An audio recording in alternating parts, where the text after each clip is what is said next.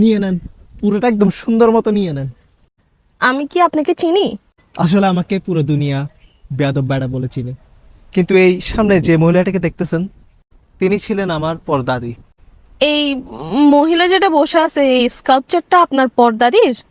যে হাঁসগুলো দেখতেছেন এগুলো আমাদের পোষাই হাঁস ছিল।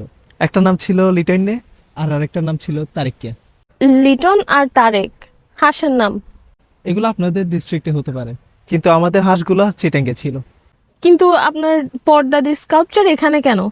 এখন যার বাফুদ্দিনে পার্ক, তার স্কাল্পচার না লাগায় কি আপনার স্কাল্পচার লাগাবো? বাফুদ্দিনে ফার্ক মানে?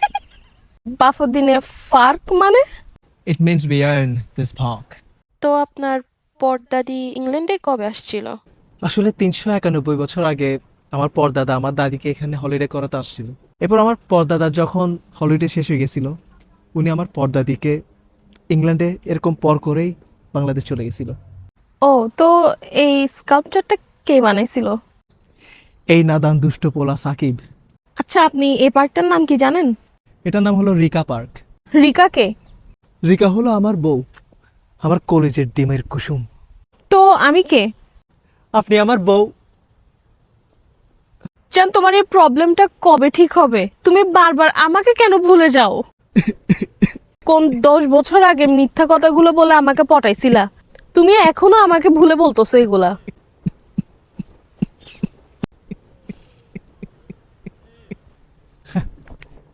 তুলেন, পুরোটা একদম সুন্দর করে তুলে ফেলেন।